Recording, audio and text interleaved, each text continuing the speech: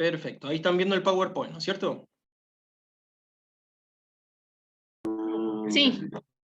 Bien, buenísimo. Entonces, nosotros vamos a arrancar con esta unidad, la 4, que es la unidad donde vamos a ver las leyes de Mendel, ¿sí? Y vamos a justamente a ir al hueso de la definición de genética. ¿Por qué? Porque nosotros vamos a ver justamente en este caso el estudio de la herencia genética, que es el proceso por el cual las características físicas, bioquímicas, morfológicas de los progenitores, ¿sí?, se transmiten a sus descendientes. ¿Sí? Vamos a ver por qué nosotros somos parecidos a nuestros padres, por ejemplo. Ese es el objetivo de esta unidad. Para eso nosotros vamos a tener que usar unos conceptitos que los tienen que tener claros, ¿sí? A ver, voy a ver esto un poquitito más para abajo, sí, no me jode. Bien, entonces primero vamos a definir lo que es un gen, que nosotros ya lo hemos visto esto, pero lo vamos a repetir, que es justamente la unidad básica de la herencia, y es una secuencia de nucleótidos de ADN, ¿sí? Y son unidades de información sobre rasgos específicos y se transmite de los progenitores a los descendientes, ¿sí? Justamente por eso un gen contiene la información genética, ¿sí? Tiene codificada información sobre rasgos fenotípicos, que es otro concepto que ya vamos a ir viendo más adelante. Bien, vamos a definir lo que es un locus también, que es la ubicación de un gen en un cromosoma. Nosotros ya hemos visto que los genes se ubican en los cromosomas, ¿sí? Y el plural de la palabra locus es loci, o loci. Un alelo son las distintas formas o variantes alternativas de un gen, ¿sí?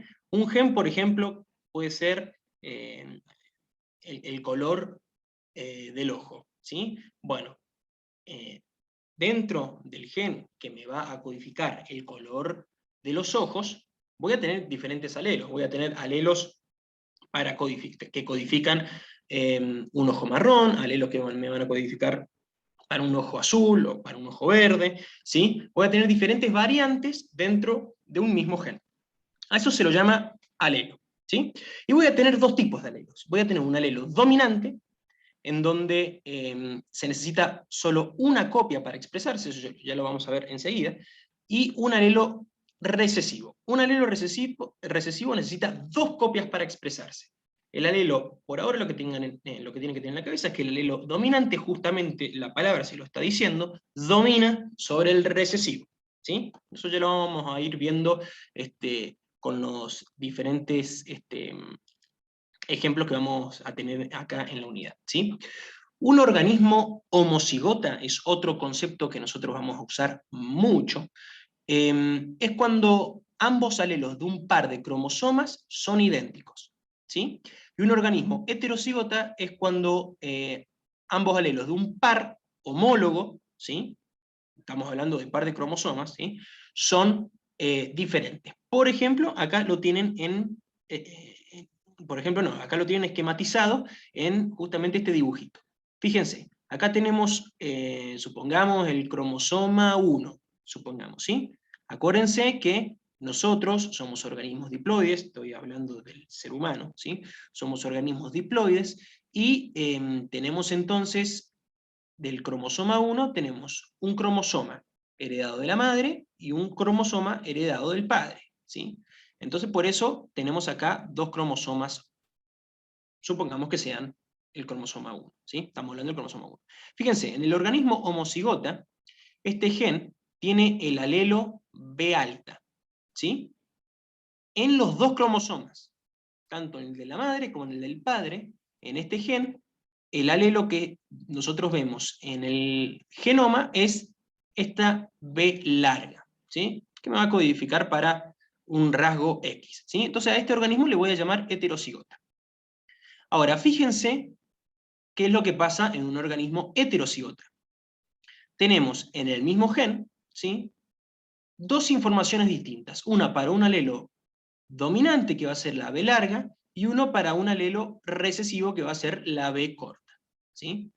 Ustedes me dirán, che, pero esto está por duplicado, o sea, tenemos dos pares de cromosomas que dicen lo mismo. Bueno, no, porque fíjense que, supongamos acá, este bastón, el primer bastón de acá, tenemos una B larga, y este cromosoma viene de la madre, ¿sí? Y este otro cromosoma viene del padre. En cambio, en este individuo, el alelo B corta o recesivo, ya van viendo que a los alelos dominantes se les pone la letra en mayúscula, mientras que a los alelos recesivos se les pone la letra minúscula. ¿Sí? Eso lo van viendo desde ya. Fíjense que en este caso, si bien los dos son heterocigotas, acá supongamos que de nuevo que el primer cromosoma es el cromosoma materno, acá en el cromosoma materno voy a tener un alelo recesivo, mientras que en el cromosoma paterno voy a tener un alelo dominante. ¿Sí? Bien, y fíjense que hay dos clases de homocigotas. Tenemos una homocigota dominante, que es acá, que es un organismo que tiene el par de cromosomas con el mismo alelo, y ese alelo es el dominante, ¿sí? Mientras que en el homocigota recesivo, el gen, el alelo del gen va a ser justamente recesivo, el alelo, de los dos cromosomas, ¿sí? Bien, entonces, con respecto a la condición del individuo, un homocigota dominante tiene un par de alelos dominantes, ¿sí? Que vean que se escribe con letras mayúsculas, mientras que un homocigota recesivo tiene un par de alelos recesivos. Un heterocigota tiene un par de alelos no idénticos, ¿sí?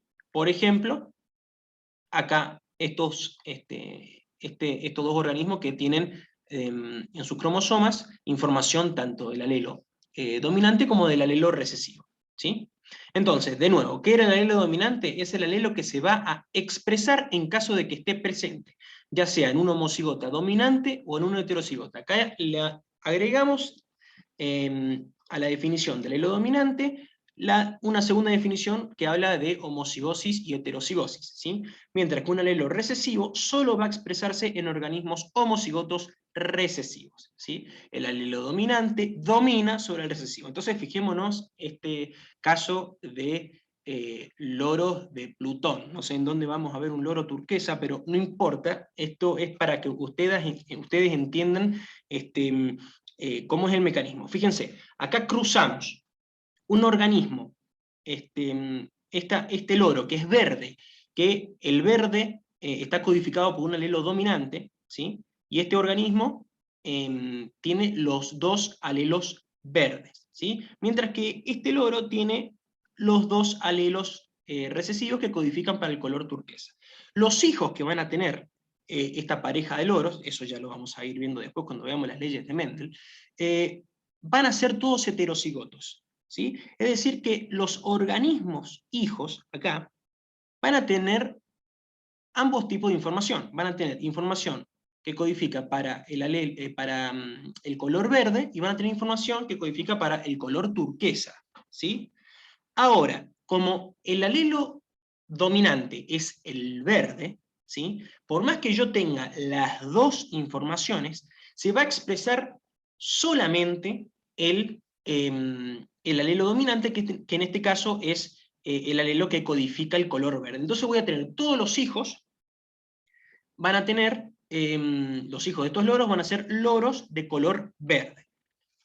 Pero fíjense que son distintos al padre, digamos. ¿Por qué? Porque si bien se ven iguales, genéticamente, los hijos portan las dos informaciones de color, mientras que el padre, que en este caso era homocigoto dominante, porta información para un solo color, que es el verde. ¿Se entiende? ¿Vamos bien hasta acá? Sí, profe, se está entendiendo. Buenísimo. Seguimos entonces. A ver, ahí está. Bien. Vamos a seguir con los conceptitos. ¿Qué es el genotipo? Bueno, un genotipo es la composición genética del individuo. Por lo general, nosotros no vamos a hablar de toda la composición genética del individuo, ¿no? Vamos a hablar de la composición genética de un gen o un par de genes, ¿sí? No vamos a hablar de todo, de toda la composición genética del individuo, ¿sí? Pero se utiliza justamente, hay como dos tipos de definiciones de genotipo. Una definición más abarcativa, absoluta, que habla de toda la composición genética del individuo, mientras que hay una definición más reducida que nos habla de la información genética de un gen o un par de genes nomás, no de toda la información genética, ¿sí?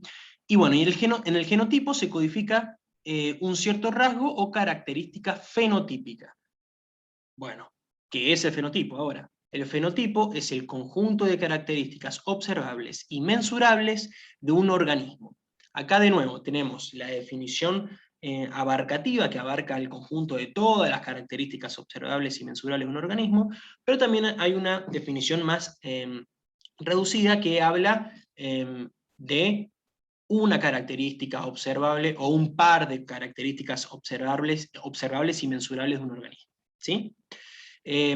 Y bueno, y el fenotipo resulta de la acción de dos factores básicos. Esto es importante que lo tengan en claro, porque no solamente depende del genotipo, en donde voy a tener la información genética, ¿sí? Sino que también influyen los factores ambientales. ¿Por qué? Porque los factores ambientales me van a determinar si se expresa o no se expresa algún gen. Por eso es importante, ¿sí? Yo puedo tener la información genética por ejemplo, para medir 2 metros, pero si en el medio ambiente, si en el medio ambiente, si el medio ambiente me dice, no, no puedes medir 2 metros por tal motivo, ¿sí? No voy a poder expresar ese fenotipo, ¿sí? No sé si fue el mejor ejemplo, pero tengan en cuenta que no solamente necesito el genotipo, sino que el ambiente juega un rol muy importante porque me va a determinar si un genotipo se expresa o no se expresa, ¿sí?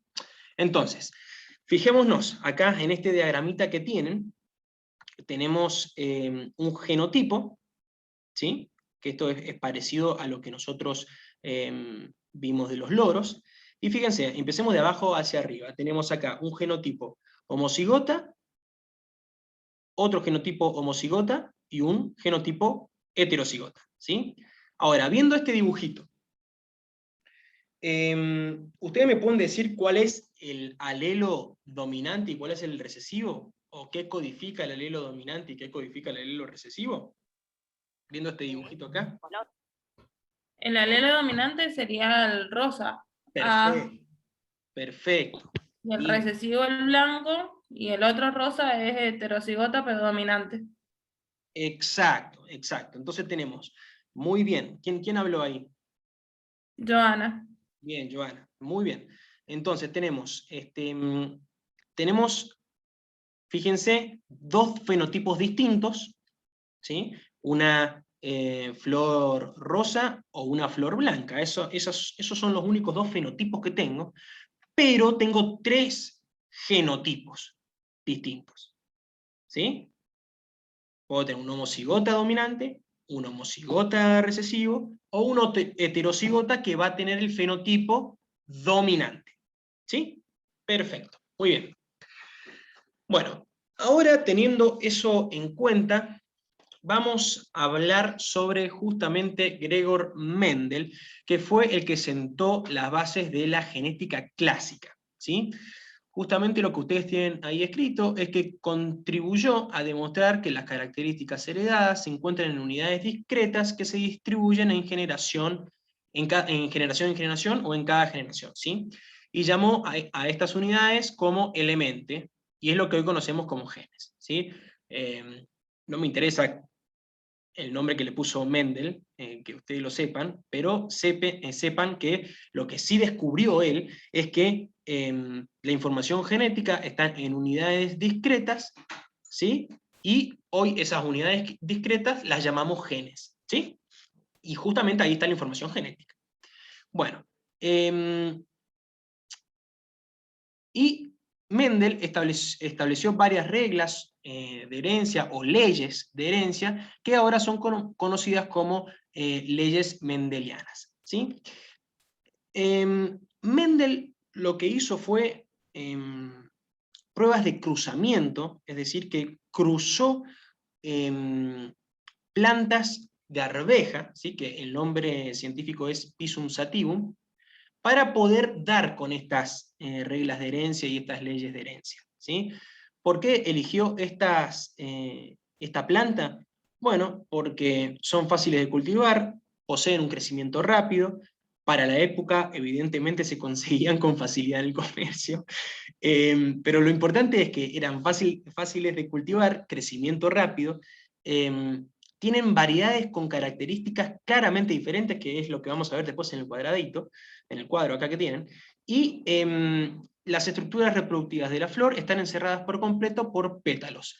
Y entonces eso me permite que una planta pueda autopolinizarse, ¿sí? Bien, entonces estos son los tipos de caracteres que Mendel estudió, ¿sí? El color de la semilla, en donde veíamos a dos colores distintos, tenemos colores de semilla amarilla y colores de semilla verde, la forma de la semilla, que podía ser redonda o rugosa, el color de la vaina, que puede ser verde, amarilla, y así con varios caracteres. Fíjense que entonces Mendel eligió caracteres y que esos caracteres estuviesen codificados por dos variantes, o ahora como nosotros lo conocemos como alelos, ¿sí? Para poder realizar sus estudios, ¿sí? Entonces lo que hizo fue realizar experimentos de cruzamiento. Acá, en este cuadradito, en este esquema que ustedes tienen, como antes no se sabía cuáles eran justamente las reglas de la herencia y cómo se producía la herencia. Se creía que lo que pasaba es que lo que sucedía es que cuando se cruzaban organismos, lo que pasaba era que se mezclaban las características de esos organismos en la descendencia. Por ejemplo, la predicción del modelo de mezcla, que es previo a la genética de Mendel, teníamos una planta alta que se cruzaba con una planta baja, y lo que producía eran todas plantas medianas. Eso era el concepto general que se tenía en esa época. Ahora, ¿qué pasó con los resultados de Mendel? ¿Qué es lo que vio Mendel? Que si cruzábamos una planta alta con una planta baja, se producían en la generación no una mezcla, sino que se expresaba uno de los dos caracteres, o alta o baja. En este caso, se producían las altas. Esto nos da justamente la intuición de que, o la validez de que el alelo alto es el dominante, ¿sí? En este caso. Entonces lo que descubrió Mendel, después que cuando se autofertilizaban todas las plantas altas, después volvía a surgir la planta baja que había en el principio. Esto lo vamos a ver más adelante, no se preocupen, pero fíjense que lo importante ahora que ustedes tienen este diagramita es que no se produce una mezcla de los caracteres. No es que si yo cruzo, por ejemplo, como tienen ahí, una planta alta y una planta baja, la planta hija tiene que ser mediana porque es el promedio de las dos alturas. No, no, no. No funciona así la genética, ¿sí? Eso fue uno de los descubrimientos más importantes, más resonantes que tuvo el trabajo de Mendel, ¿sí? El triunfo de sus experimentos fue justamente gracias a la selección de características bien definidas y mensurables del organismo, del organismo de estudio, que en este caso es la planta de arveja. Estudió no solamente la primera generación, no es que se quedó con, cuando cruzaba la planta alta con la planta baja y vio que todas eran altas, dice, ah, mirá, hay un solo gen. No, no, no, no se quedó ahí, sino que produjo la cruza de la primera generación, ¿sí? Lo que produjo en la primera generación es que todas estas plantas se autofertilizaran de nuevo, ¿sí? Y ahí estudiar qué qué pasaba con la herencia en una segunda generación. No se quedó solo en la primera generación, ¿sí? Y bueno, y realizó un análisis cuantitativo registrando los resultados matemáticamente. Bien, entonces, bueno, acá fíjense cómo se puede cruzar una planta, en este caso una planta de arvejas, ¿sí? En donde se recolecta el polen, en este caso de una planta con flores de color rosa, se colecta el polen de las anteras, y luego lo que se hace es llevar ese polen a el carpelo, ¿sí? Donde se encuentra el aparato reproductor femenino de otra planta, pero con flores blancas, ¿sí? Y entonces acá lo que se produce es justamente la fertilización, ¿sí? Bueno, a ver, sigamos. Bueno, entonces ya habiendo visto esta parte introductoria, nos vamos a ir derecho a las leyes de Mendel, ¿sí? ¿Qué nos dicen las leyes de Mendel? Bueno, vamos a la primera. La primera ley de Mendel habla sobre el principio de uniformidad y dominancia, ¿sí? Justamente se llama principio de uniformidad y dominancia. ¿Y qué nos dice? Que cada individuo lleva un par de factores hereditarios, llamados alelos, para cada característica, ¿sí? Algunos alelos son dominantes, mientras que otros son recesivos. Un organismo con al menos un alelo dominante mostrará el efecto del alelo dominante, ¿sí? Esa es la primera ley de Mendel, que más o menos ya lo hemos visto en las primeras diapositivas, ¿sí? Ahora vamos a la segunda ley de Mendel. La segunda ley de Mendel es el principio de segregación. ¿Y qué nos dice esta ley? Que durante la formación de gametos, los alelos de cada gen se segregan entre sí, es decir, se separan entre sí, de modo que cada gameto lleve solo un alelo de cada gen, ¿sí? Ahora que nosotros hemos visto la unidad de citogenética, la unidad de cromosomas, y también vimos meiosis, justamente nosotros sabemos que cuando se produce la producción de espermatozoides o de óvulos, ¿sí? Justamente parto de células diploides, ¿sí?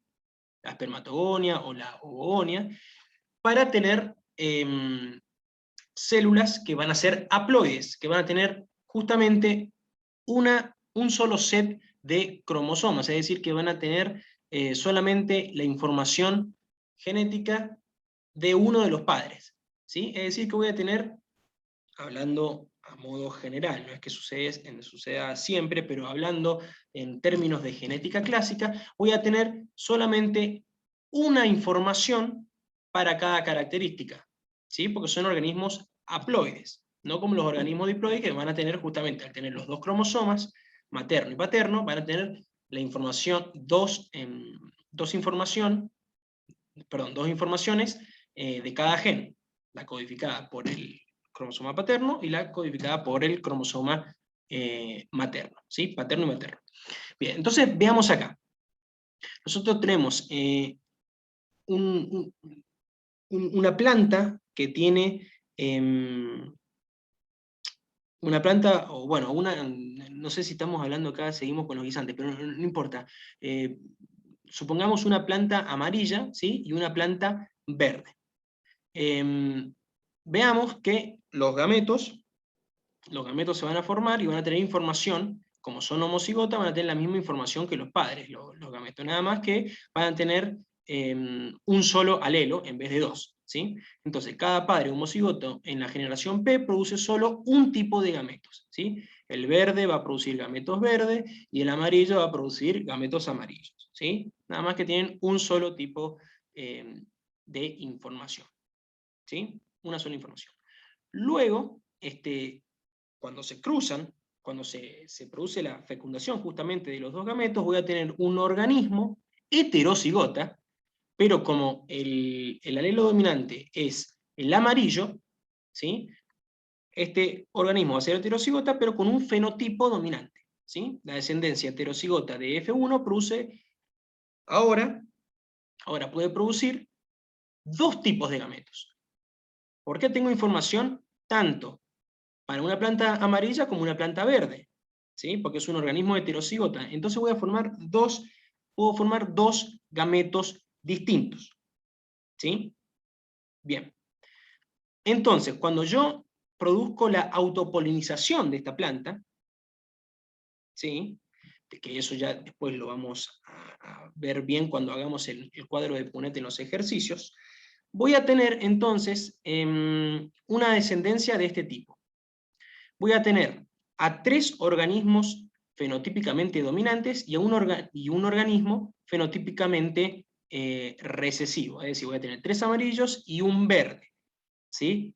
Esto estoy hablando de proporciones, de probabilidad, no es que voy a tener, si tengo 4 plantines de un heterocigoto, voy a tener 3 amarillos y uno verde. No, esta es la probabilidad. Bueno, se nos está acabando el tiempito, pero vamos a dejar acá y volvemos en 10 minutos, ¿sí? Bueno, profe. Vayan pensando las dudas, así Bueno. lo vemos enseguida. En 10 minutitos nos vemos. Chaucito.